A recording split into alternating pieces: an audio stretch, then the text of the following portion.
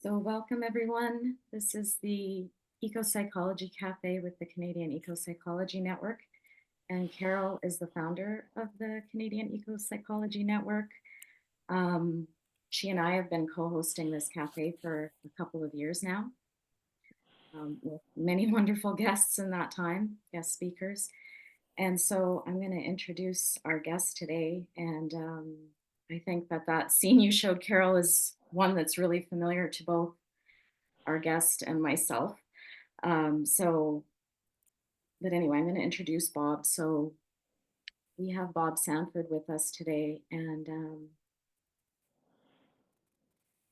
I am going to read his bio to you. Bob Sandford is Senior Government Affairs Liaison, Global Climate Emergency Response at the United Nations University Institute for Water, Environment, and Health. In this capacity, Bob was the co-author of the UN Water in the World We Want report on post-2015 global sustainable development goals relating to water. He is also lead author of Canada in the Global World, a United Nations expert report examining the capacity of Canada's water sector to meet and help others meet the United Nations 2030 Transforming Our World Water-Related Sustainable Development Goals. Bob is also the author, co-author, and editor of more than 35 books, including Our Vanishing Glaciers, The Snows of Yesteryear, and The Future Climate of the Mountain West, which in 2017 won the Lane Anderson Award for the best science writing in Canada. And when not abroad, Bob lives in Canmore, Alberta. And so, again, I'm Monica Dragosz, and Bob and I are both sitting in Canmore, Alberta. And Canmore is part of Treaty 7 territory. It's part of the number treaty system in Canada, but the traditional lands of nations of the Blackfoot Confederacy, some Stoney Nakoda nations, as well as the Tsuut'ina Nation. And it was also an important area to a few other Indigenous groups as well, including the Ktunaxa and Secwepemc and Mountain Cree. And it is part of the Bow River Valley and Bow River watershed. And so, having introduced Bob, I'm just going to ask you, Bob, if you want to add anything about the land that you and I are sitting on. I'm on the dark side of the valley, as I said earlier, and you're on the sunny side. We'll Well, see how first of true all, that is. Monica, thank you for the kind introduction, and please allow me to begin by extending the very best wishes of the United Nations to all. And in accordance with the Charter of the United Nations and the United Nations Declaration of the Rights of Indigenous People, I wish to acknowledge from the outset that all peoples contribute to the diversity and richness of civilizations and cultures which constitute the common heritage of humankind. And it is to that common heritage of all of humanity, past and present, that I wish to direct my remarks today. Thank you, Bob. I'm wondering if you start by telling us even a little bit more about your role with the UN and what that involves. Well, as you've indicated in your kind introduction, I work with the United Nations University Institute for Water, Environment, and Health, which is the only in-country UN agency working to advance water and water-related climate change policy on behalf of all of the UN member states. And please allow me to point out that we are as much a cultural institution as a research university. Finding the words to meaningfully and unforgettably describe our current planetary situation as it's reflected in the global water and climate emergency is one of our greatest and most pressing challenges. And my work, I should point out too, is not so much a career as a calling. And to that end, the role that I play is first to build a bridge between scientific research outcomes and public policy. And I'm charged with translating the outcomes of hard scientific research into language the public can understand and that decision makers can use to craft timely, durable policies in response to the global climate emergency. And to that end, I also work in this country to bring international example to bear on Canadian water and water-related climate challenges. And we are very busy in all of those things. Yeah, I'll bet. Um, I'm wondering how you came to be interested in the intersection, I guess, of climate and mental health. And I guess I'm also curious if that's something um, that the UN and more generally, I don't know if you feel able to speak to that, has taken an interest in as well, or and what that looks like. I have been worried about the mental health impacts of climate breakdown for some time. I said as much in a recent testimony I gave before a parliamentary House committee on the environment in Ottawa. And in that appearance, the second in 2 months, I told members of parliament that because we waited so long to act on the threat, climate heating on a global scale has gotten away on us. And now what scientists and governments must do is chase after it with the hope of catching up with and getting ahead of global climate breakdown. And I explained that our current situation, unfortunately, takes us beyond the first stage of climate change impacts, that of more frequent and extreme and intense weather events and changes in global precipitation patterns. It takes us to the second stage of climate impacts, and that stage includes those that threaten national security, increase intra and interstate conflict, and the specter of an explosion in involuntary human migration that is already resulting in a rapid rise in climate refugees for which the world is totally unprepared. And in full disclosure, I chose not to introduce them to the third stage of climate impacts that would likely kick in when we exceeded 3 degrees Celsius of mean warming of the global atmosphere, which for me, to be honest with you, are just simply too horrifying to contemplate.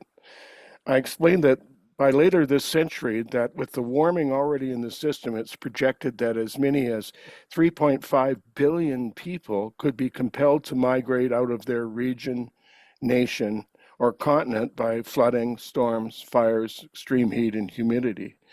And I explained that we cannot handle the number of refugees that exist now, let alone the number of people who will be on the move in the near future as the world continues to warm. And I reminded them that Europe nearly came apart when it was overwhelmed simultaneously by refugees from the Syrian civil war and from war-torn parts of Africa. And I made the point then that we're having trouble in Canada aligning immigration policy with our own domestic housing and expanded infrastructure deficits. And now, suddenly, we have our own climate refugees. By some estimates, I said, as many as 200,000 Canadians were evacuated and displaced by wildfires or floods in 2023 alone. And some of those were displaced permanently. And as I said, we haven't seen anything yet. Are we going to be ready when that number reaches 1 million people? And I explained that we're already beginning to see what scientists predicted decades ago.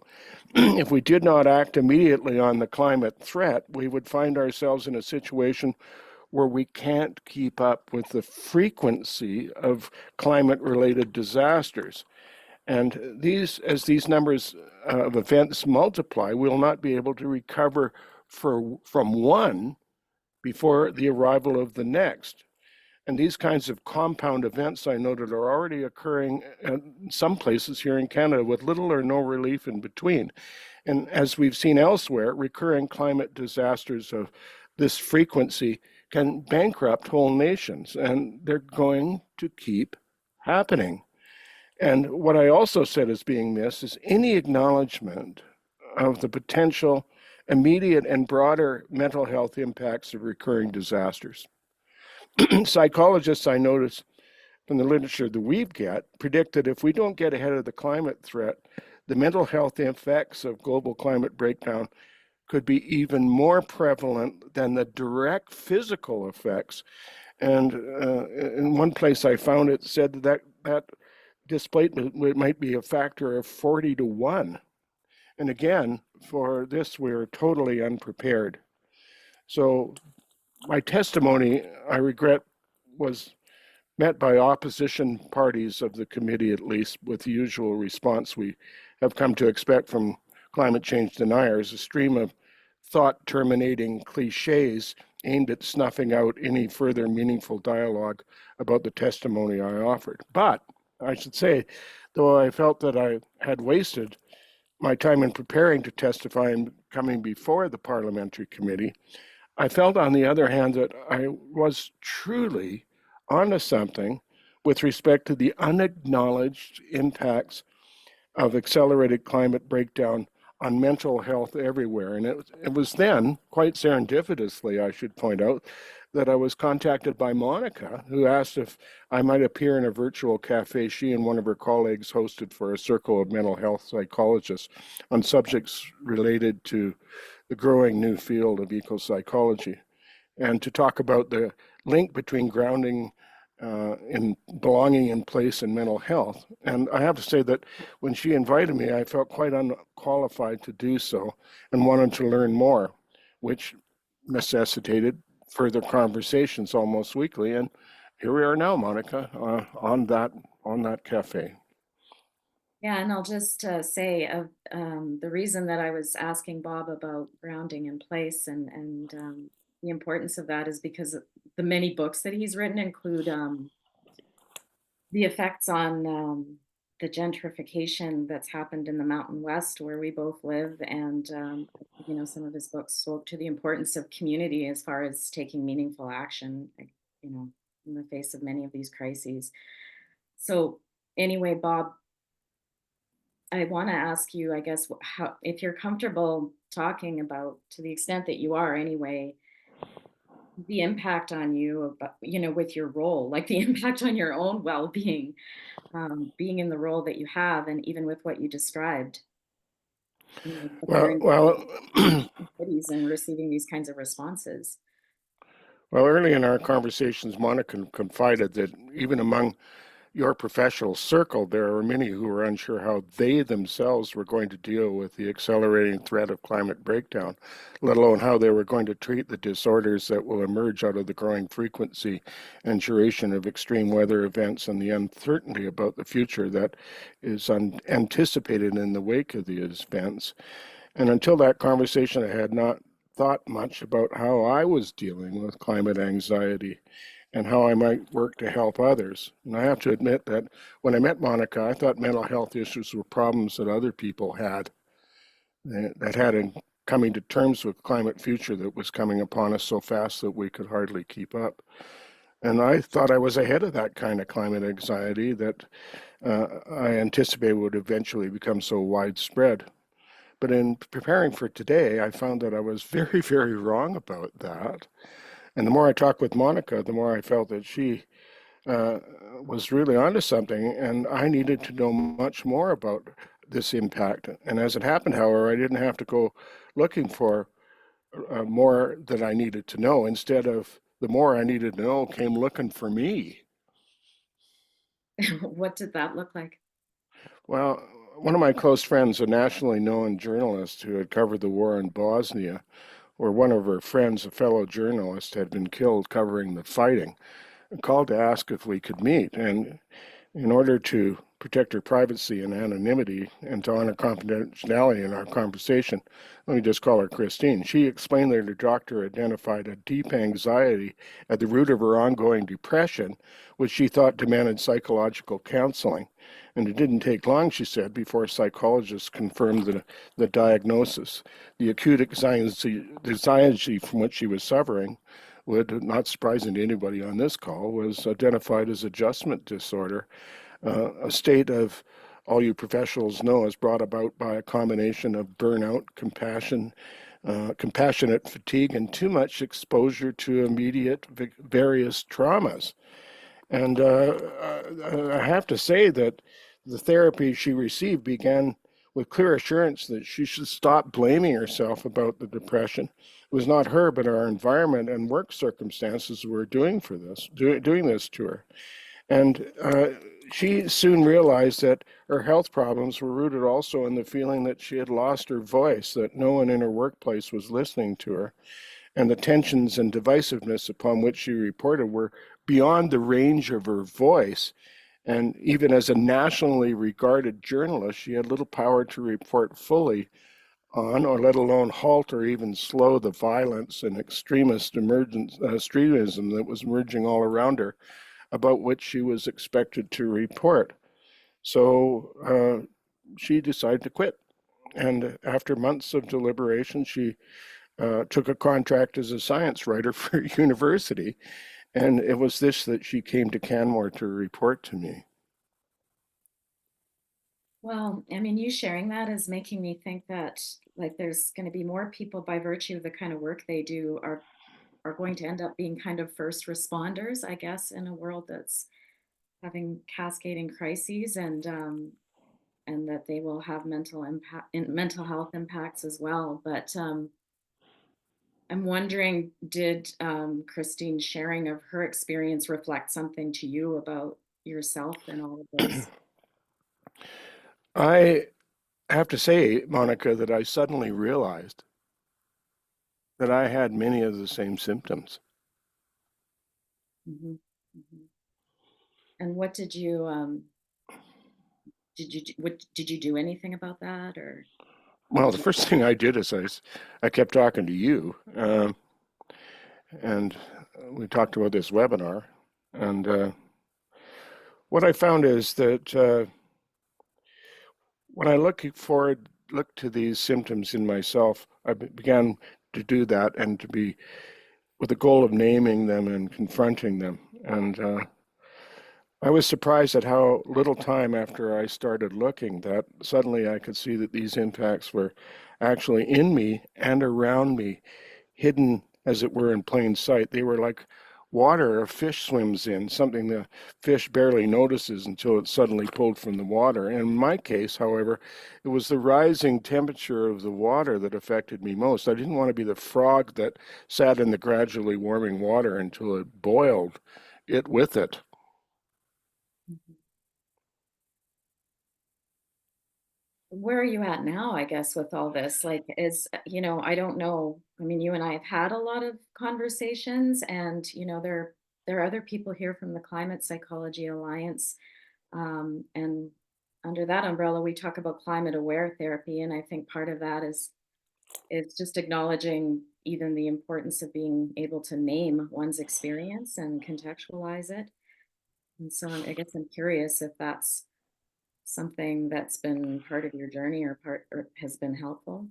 Well, what I did is, first thing I did is I pulled myself from the water and began to face what I needed to do if I didn't want to give up on my first fierce personal determination to work in the UN system to serve the common good and contribute in some small way to creating a better world. And again, I kept talking to you. And like those psychologists who are wrestling with how to deal with their own climate anxieties before they can help others, I realized that I had to get my own climate anxieties under control if I were to carry on and be a source of help to others. And uh, I have continued to read my way through this as I always have done, and in times of stress and working. And I feel that the more I can name my feelings and identify them, the more I can keep them under control. So if you ask me how I am, I need to explain that I didn't really fully realize that I wasn't okay, but I'm getting through it, and more importantly, with the help and support of others, I'm getting better. I now realize that my life will never be quite the same as it was, but I can still, I can and will be okay.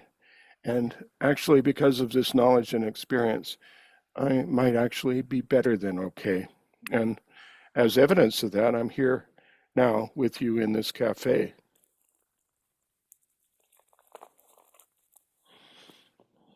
Okay. Well, if you don't have anything further to add, I'm thinking to open it up to the bigger group in a moment here, but I actually do selfishly want to maybe lead with the first comment or question. And it's just something I've been thinking about in relation. I think about it a lot in general, and then I've thought about it with respect to our conversations, but it's this sort of this notion of moral injury. And maybe I'll just take a moment to kind of say what that is, because I think there'll be people here who know exactly what I'm talking about and other people who don't. But I thought about this because I read a summary that you wrote of Sally Weintraub's book, which is called The Psychological Roots of the Climate Crisis. And I believe that that book, though I haven't read it myself, has a big theme around moral injury. So she defines moral injury as what occurs when one realizes they are actively participating in a society of uncaring that violates that which is right and fair to an extent that one can no longer bear. She also has a quote from that book, or you pulled that out. A neoliberal culture essentially seeds and then feeds bubbles of disavowal and imaginary idealized cocoon worlds that function to minimize the moral unease, anxiety, rage, and grief that people would feel if the real world was seen clearly. So I want to kind of further clarify, like, that I read an article recently in a journal about moral injury and defining that there are two types. There's the part that you feel about you have your own guilt or shame about the ways you've been complicit with this destructive system. And then there's the moral outrage, the anger, the grief, anxiety you feel about what is being committed by others and decision makers and polluters and industry and all of that. So I guess this article I read talked about it as a pretty inclusive framework for mental health, that we can't sort of talk about our own mental health or our distress about what's going on without contextualizing where we find ourselves in the power structures, like people of color and indigenous groups being victims of environmental racism, basically. So um, I like this framework, but I did want to ask you, I guess, if you feel like you and your colleagues experience that sort of cluster of symptoms around moral injury, in terms of like trying to get this message out there and having it fall on willfully ignorant ears. Well, I was actually hoping to ask you about that. I certainly believe that cumulative moral injury plays a role in the kinds of anxiety that appear to be related to fears about what will happen to our well-being as our global climate system breaks down. And it's often occurred to me that what is most shocking of all is that what we're up against here now is that we live in an increasingly amoral society, a society in which established aspirational principles of responsibility and right and wrong behavior no longer pertain. And how else could you possibly explain our casual, seemingly unquestioned willingness to bequeath a planet catastrophe to our children and their children? And I just read Romeo Dallaire's new book, uh, The Peace, A Warrior's Journey. In it, he explains that it was cumulative moral injury he suffered as much as the horror that he witnessed in Rwanda that ultimately affected him most and led him to eventually rethink his life, his worldview, and then to outrightly reject the established role of the military in making war to get to peace, rather than focusing on achieving and sustaining peace by first doing everything possible to prevent conflict. And in this America first, me first world, we can no longer count on established norms like telling the truth and having compassion for, or even having respect for others to be the basis of our relationship with those among whom we live and work. And how our society is ordered and how we as individuals fit into that order affects our mental health and our well-being. And how can we find our way in a world in which manifold manufactured grievances are self-assembling into one great conspiracy singularity? And in my view, in failing to acknowledge moral injury, we are inflicting ourselves right now. It's killing our democracy and making us less than we once were. And I wonder how that deepening level of moral injury won't continue to spark emotions like anger and even full-blown rage. And I know that sometimes just the blatant injustice and stupidity of it all makes me feel like I'm going to explode. So what do you think? Well, I mean, That's it. I mean, I think some people think of moral injury as a form of trauma. And, you're sharing about Romeo Dallaire. I think those of us who work in mental health and understand trauma know that it's not always what happens, it's what happens around what has happened and the reactions of others, and whether there was support or whether there wasn't.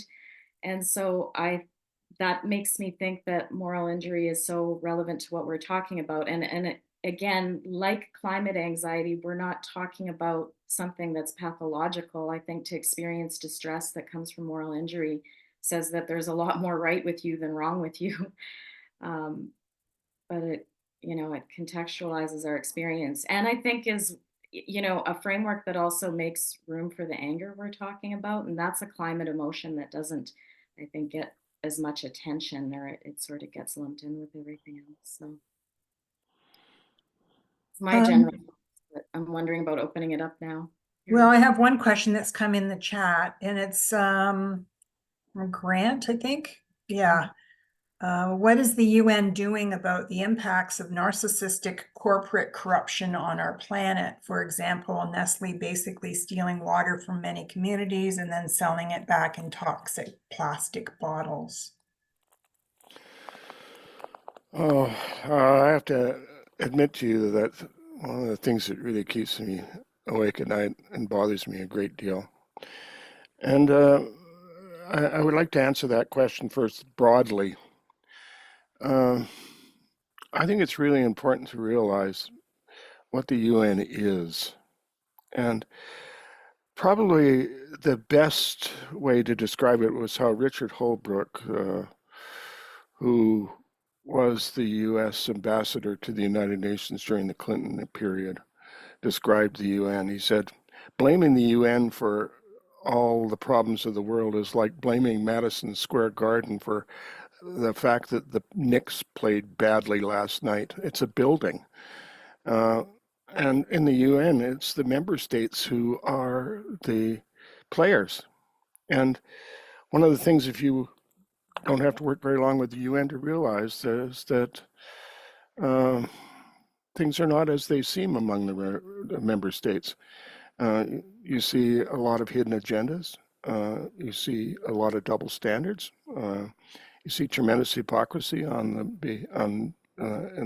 by as displayed by some member states, and it's deeply troubling and highly frustrating.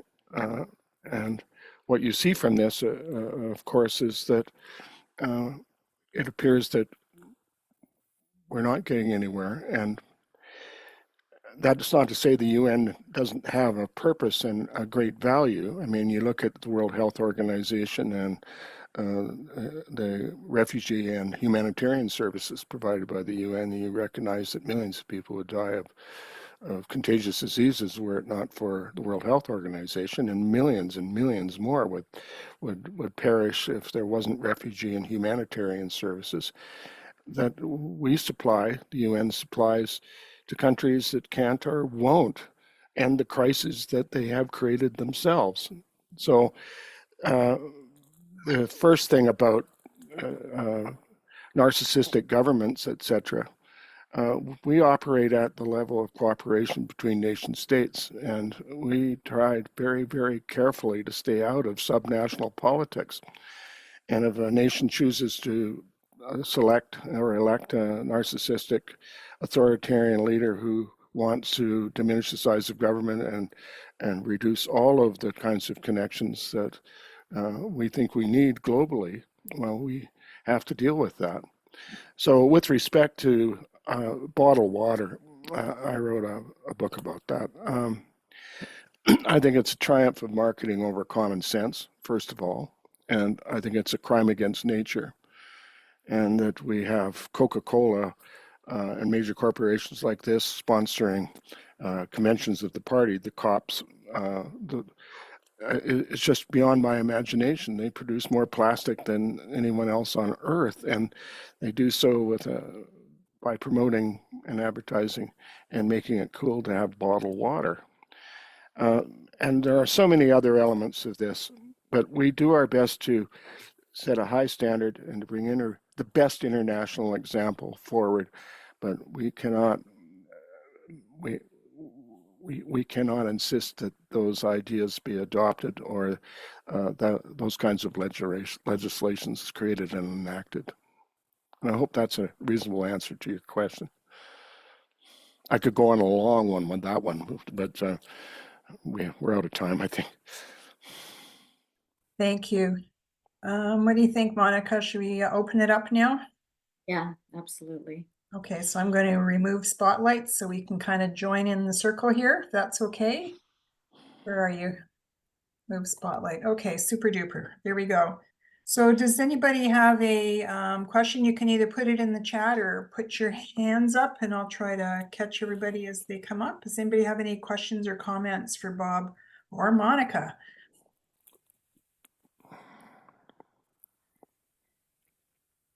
Okay, Megan. Unmute yourself and go ahead. Thanks, Bob and Monica. I started reading this book yesterday, The Future We Choose, and the authors paint a very stark picture of what the world will look like if we continue on our future trajectory. Enough that it's like, was hard to read it and hard to think about it. And then, Bob, when you were saying that when you were speaking to Parliament, there was a more than 3 degree scenario that you chose not to share. And I'm curious, in your experiences, both of you, if you find that there is any value in engaging in that space or that sort of trajectory. Are there spaces where it's worth talking about that or it's helpful? Or does it feel like, let's just not go there because it's so overwhelming and we can't handle even envisioning what that would be like? What do you do with having that knowledge, being reticent to share it? And are there spaces where you can actually talk about that in a way that's productive or feels effective? Well, first thing I would offer is that we live in a highly mediated public relations environment, and millions upon millions of dollars are spent to come up with the words and the arguments and the talking points that will defeat any logical expression or at least cause doubt about consensus and the facts of climate impacts. And one of the ways that we are stifled is that any time that you bring up scenarios like are put in, I've read that book, you put those forward, you're called a doomer. And what happens is names are picked to dismiss you and make what you say meaningless to others. So we have to be very careful where we outline truly where we think is happening. And one of the things that has absolutely surprised me is the events in Canada since 2021 have not made people realize this is the real thing. It's happening. It's not something that we said will happen. Now we're trying to keep up with what's happening. And so consequently, I did not bring up the third stage because it terrifies me. And it makes it to look forward and see that. Sometimes you have to protect yourself from your own projections. So we have to be very careful too, because it can be quite depressing to work in circles where you deal with this every day. I'll just tell you one really funny story about this, because we should try and find something funny about it. But one of my colleagues was working in, he's an atmospheric physicist working on the ozone hole in Antarctica, and his wife got on the satellite phone and said, "Well, how are you doing?" He said, "I'm doing fine. How's your work?" "Oh, my work's great. It's just that I'm dealing with the end of the world." And we have to be very careful to bring people along so they understand, first of all, what's really happening, but also to make sure that they feel that there's something they can do.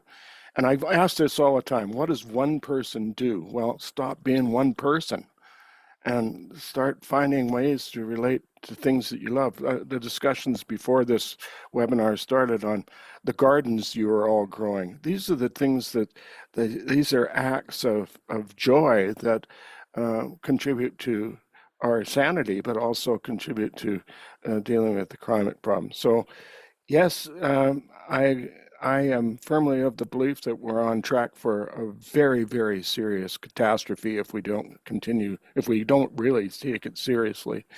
But I also think that there's much in the human spirit. And I wrote a book called The Hard Work of Hope, in which I said it's not enough just to have wishful thinking. You have to act.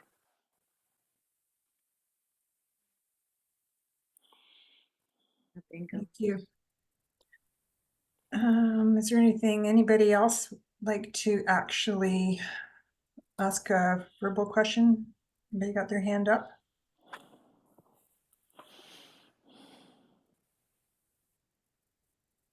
People are still thinking about that. I'm just wondering, Bob, I know that from within our field, maybe people have expressed opinions on what is effective climate communication. And, we would see ourselves as maybe being authorities on that. But I think I'm gathering from you, there's lots of challenges with that. And I guess I just wonder what your experience is. Again, I know there are people out there expressing pretty strong opinions about what climate communication ideally looks like. And then there's the reality of what works and what doesn't. And, you know, so I don't know if you have thoughts you want to share about that. Like, again, the labels about being a doomer and all that. Well, I think it's important to realize how difficult it is because you've got people who are already ahead of you. I remember that when I first started talking about climate change seriously in the early 90s, that people would get up and they'd be perfectly ready to take me on over it. And then I realized that since the 1980s, that the fossil fuel sector had been spending millions creating talking points to oppose the kinds of arguments I was putting forward. They're waiting for us. They were just waiting for us to show up, and they were ready. And with respect to climate communication, I hear the next generation saying, well, we did it all wrong. And they weren't the ones who were getting the hate mail and the death threats, but we were. And the other thing that we've tried to do is everything. We've tried to put this in as many different kinds of terms as possible.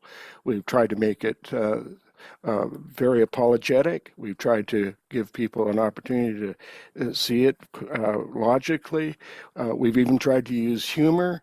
And no matter which approach we use, we seem to come up against some sort of glass ceiling that prevents us from being effective in making this matter crucial and real to the broader range of people that we need to reach if we're going to do something about it. I see Sabina and Alex.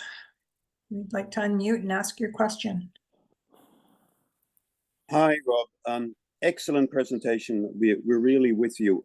Sabina here is a political anthropologist. I'm a teacher, educator, and we're wondering what your recommendations might be for those of us who teach young learners, or like me, who try to equip teachers with the right skills in order to address the mental health threats that we're talking about here.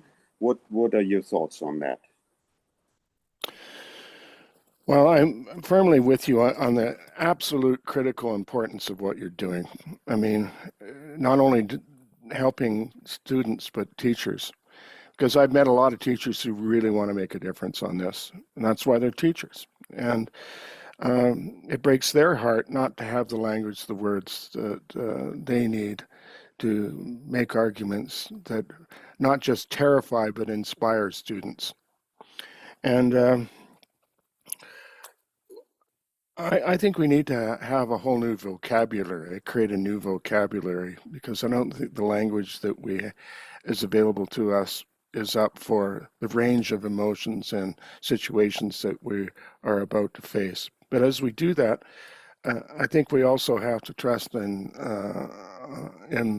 new generations. And Romeo Dallaire in his books has a really interesting thing.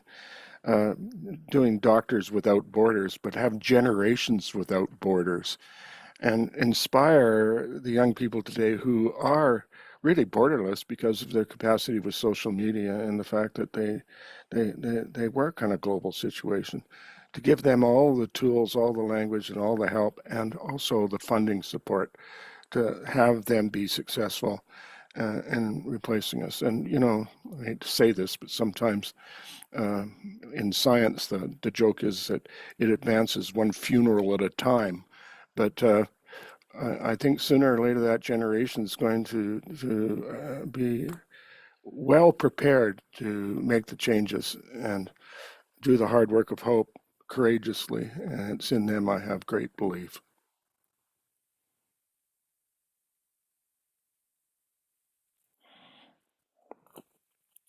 And thank you for the question. Anyone else have some thoughts or questions or comments? Celia? Celia? Yeah. Yeah, I just wanted to make the comment that I'm very touched by your work, Bob, over the years with these big systems and what you've been up against, and also by your vulnerability in sharing, you know, your recent reflections on your own mental health journey. And I think, well, that aspect I find very relatable. But the courage you've had to go up against these systems for so long, and I find it quite inspiring. So thank you for your comments and for what you've shared.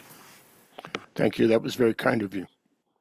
I think Linda, you had your hand up. Yeah, I'm grateful too for everything you're saying. And what's coming to mind is the word eco-resilience. And I'm thinking of it locally, that local community eco-resilience is the thing I keep coming back to. And living as I do in Santa Barbara, California, which in 1969, one of our many oil spills created Earth Day. It was the beginning of an awakening here, and we're kind of old hands at disaster here. And it's been interesting to me what has sort of evolved, and it's not at a larger level necessarily, it's at a local level where in 2018, we had lethal mudslides after having horrible wildfires. And something called the Bucket Brigade started, very humble, just bringing people together to actually try and dig people out who were buried under the mud. I mean, I think when it comes down to local disasters like this, there's something in people like, we know how to do this. How many tens of thousands of times in human history have we had to come together with awful, awful things happening, wars and climate disasters? And there's something hopeful that, for me anyway, comes from that, and maybe even a model or a path of how to do it. And I think in terms of young people that you were talking about, Alex, that I think that's exactly where young people get immediately hooked in, is when it's local and practical and hands-on and fun and exciting and terrifying. I mean, all of it. It's an earthquake, it's a lethal mudslide, it's, oh, another wildfire. And the other thing I've noticed is that our community is getting better and better and better at living with disaster. We know there's going to be more. I mean, there's one right over the hill going on right now, big wildfire. We're dealing with air quality issues every day. But I'm thinking that some of this is newer to other places. I remember times when I've talked about this and people back east in the US or in the north have kind of, well, you know, we're kind of not dealing with that. We don't know what you're all about. But I think as it spreads, as you pointed out, Bob, as it gets worse and worse, we're looking for models. Like, I think that what you say is absolutely true. And in our work, we've seen, well, first of all, the global climate solidarity cavalry is not going to come and save us. I mean, the entire convention of the parties, the COP process is failed, and we see that. So I don't think you're going to see a global agreement that anyone is really going to take seriously and actually fulfill. And they make the promise, but unfortunately, a lot of nation states don't honor those promises. So what I've always said is that the basic unit for responding and having the resilience that you're talking about is the community. And in a way, this isn't such a bad thing, because it's at the community level you have the greatest power to influence and affect change and to cooperate and collaborate closely with your neighbors and others so that you can, in the end, do everything you feel that is in your power to protect where and how you live and who you love as the need for this resilience grows. And in a way, I think this is an invitation to strengthen community. It's an invitation to make our communities stronger and to focus on our communities, to know our neighbors, to care about where we live, and to know our surroundings and the risks and the vulnerabilities living where we do creates. I agree. Shannon, you got your hand up.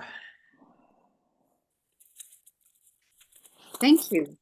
I just finished reading Earth Emotions by Glenn Albrecht. Is that familiar to you, Bob? No, I haven't read that. Well, it's interesting because there's about 3 comments you made in a row that maybe the person you were quoting had come out of there, but we need better words to describe what's going on. Generations Without Borders is also seems to come out of there. And so he's a Australian environmental academic, philosopher. He's probably about 65 years old, so has lived a lot of this journey. And he has invented, probably in the reading of the book, it was really hard to track because probably 20 words that are interesting in terms of application to what we're experiencing. Some of it is like he's resisted things like ecocide and gone to things like terracide, thinking about the earth, killing of the earth rather than killing of the ecosystem. And in one of the last chapters, he recommends taking a look at Avatar, the Cameron film Avatar from some years ago, and looking at it through this lens, which I just did in the last little while. But one of the last chapter is about the Symbiocene, one of his words. The Symbiocene is what he recommends we call the time period, the geological time period past the Anthropocene. And the Symbiocene is about symbiosis. And we start to think in terms of everything is about a symbiotic relationship. And at the current time, he says we're talking about human beings being parasites on the earth rather than being part of a symbiotic pay forward and pay backward kind of relationship. Anyway, that I just wanted to check in with that. I found it very... Just give me the title of the book again. Yes, Earth Emotions. Okay, thank you. And just to let you know, we interviewed him a few years ago, and there's a recording on our YouTube channel of him introducing and talking about his book. Thanks. That's I know you know the term solastalgia. It was Glenn who coined that term, solastalgia. Right. Yeah. And in the last chapter, he writes kind of a call to action, and he says that we need to create generation symbiocene, and that would be all of the generations that are alive right now coming together to say this is important and we have to put our energy toward this solution and act as one organism. He has recommendations to all the different sub-generations as we do so. For example, the boomers could fund a lot of what we're doing because they will eventually, according to him, be dealing with the guilt of their part in where we are right now. But the last thing I wanted to say was, and this is also to the people who asked a question a few minutes ago, it seems to, if you're at a university, it seems to me, and I am part-time at a university, I don't understand why universities aren't just taking charge of the kind of local that they have. Like we have them all over the world. We have many here in Alberta, and there's not this, I feel like that could be where leadership comes from, because you've got in one place people who are learned in so many disciplines. And what I notice when I'm there is that we're not saying the world is on fire. We're not saying there's an emergency we have to respond to. Instead, we're going on in our disciplines like it doesn't matter. We're still talking about cognition in the way we always did, even though cognition needs to be thought about in this new problem-solving way. So yeah, so I'd like to make a call to anyone in this conversation who's in a university that we just really need teams coming out of there and energy emanating from universities that are leading our communities to smarter places. I only have one comment to make on that. In my experience, universities have lost their way. That's a longer story. Okay. Well, I'd like to, can you tell me more about what universities have lost their way, or unless somebody else is waiting to talk? Well, just that I'm cognizant of the time and there's only 3 minutes left. So, Oh, okay. So thank you for that question and observation. And Monica or Bob, do you have any last words? well, I think Monica should have, and you should have the final words, but I had actually prepared a final word, and and I wanted to say that I see that this kind of disorder is at first at least a soft tissue injury, but climate anxiety in time expresses itself in physical pain. And I felt for myself I should have listened earlier, and attempts at self-help are not enough. Outside help at a certain point becomes necessary.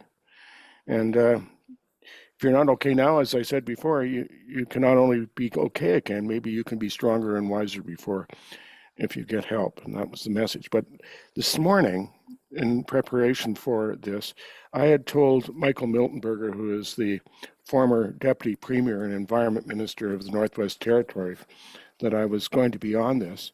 And he texted me this morning with this: tell these folks of the anxiety of living in the heart of the boreal forest, beset by continuing and deepening drought, the land a tinderbox waiting for ignition. As thunder rumbles in the distance, the air heavy with the smell of smoke, the haze hanging in the air, wondering what Mother Nature has in store for us today. The anxiety, the climate anxiety we have hangs over the town like smoke. As a condition of where we live in the new climate reality of extreme weather, so we stay alert, we stay ready to move, like many all around the world. And I would finally say that we were afraid that this would happen, and in a warmer climate, the boreal could be on fire forever. So it appears that we, all of us, have our work cut out for us. And I wish everyone every success in what you're doing.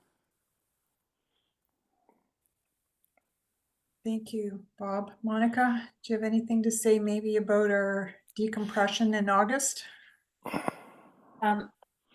Yeah, I'll say something about that in a moment. And I just want to know, Bob, are you open to anybody from the cafe contacting you if they have anything further that they want to ask or comment on? Like, is there a way for I'm absolutely open to anyone sending me emails or questions. Just know that it may take me a while to get back to you because I'm kind of overwhelmed. Great. Okay. Yeah, so Carol and I are planning a little bit of a climate cafe for August. We can't totally call it a climate cafe because apparently that term's now been trademarked in the way of the world. But we're going to meet and gather and just maybe have an opportunity to kind of a climate cafe, for anybody who doesn't know, is an opportunity to just kind of go around and express some stuff and share some thoughts and some feelings and maybe some information. So we're just going to do that for our time together in August. I like that, Helen. Climate Circle. Thank you for that. Yeah. Okay, well, that was a very informative but heavy conversation. And I think I'm going to be going outside and putting my feet on the earth and grounding and looking at the sun and being grateful for another day here on planet Earth. I wish everyone a good week. Thank you. We are complete. Thank you all for coming. Thank you. Thanks, Bob. Carol, everyone.